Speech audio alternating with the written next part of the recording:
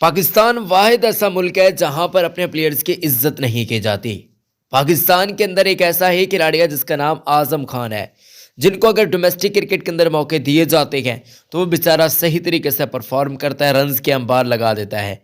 जो ही उसको इंटरनेशनल सतह पर मौके मिलते हैं, कम मिलते हैं ज़्यादा मिलते हैं, ये अलग बात है, ये अलग बहस है, लेकिन मौके मिलते हैं, लेकिन वो वहाँ पर परफॉर्म नहीं कर पाते। आखिर क्या वजूहत हैं? आजम खान इतने ज़बरदस्त किस्म के कैचेस पाकिस्तान सुपर लीग के अंदर पकड़ रखे गए, तो क्यों आखिर ये फिट नहीं गया?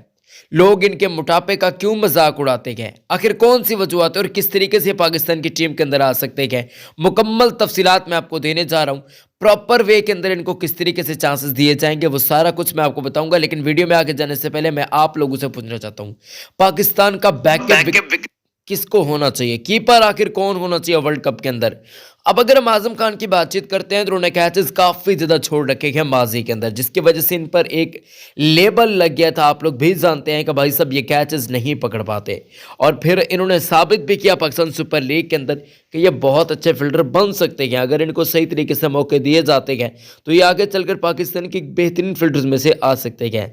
लेकिन चूंकि अल्लाह पाक ने इनको जो जिसामत दी है वो आप आसानी के साथ अंदाजा लगा सकते हैं कि मोटा टाइप है, जिसकी वजह से लोग इनको मोटा, आसान, पता नहीं इस टाइप के पता नहीं क्या क्या अल्फाजात से नवाजता है। और आप लोगों ने देखा होगा अफगानिस्तान के लिए जब पाकिस्तान सीरीज़ हारा था तो उस सीरीज़ के अंदर भी इन पर शदीद तनकीद हुई थी। जबकि जब भी इंटरनेशनल सतह पर इनको मौके मिलते हैं तो ये उस तरीके के परफॉर्म नहीं कर पाते, तो लोग तनकीद करना शुरू कर देते हैं।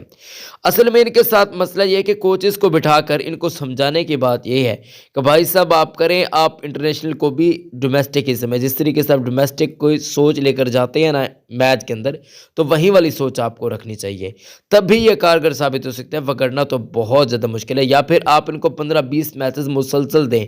आपने खुशदिल शाह पर इन्वेस्ट किया, आपने इनके साथ साथ इफ्तिखार अहमद पर इन्वेस्ट किया, तो आप इन पर क्यों नहीं कर सकते?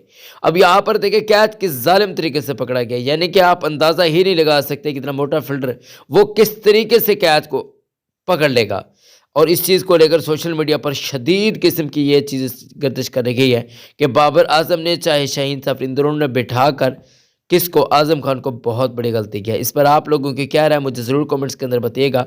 बाकी बाबर आजम भी देखते हुए नज़र आए इस कैच को, तो वो बाबर आजम के कैच यानी कि आप अंदाज़ा लगा सकते हैं कि उनके मुंह के ऊपर से गुजरा या फिर कुछ इस टाइप का सिनेरियो बनाए।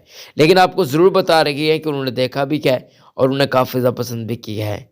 अपना बहुत ज़्यादा ख्याल रखें, अपने प्यारों का बहुत ज़्यादा ख्याल रखें। इस्लाम जिंदाबाद, पाकिस्तान जिंदाबाद। अल्लाह हम सब का हामी हो नासिर है।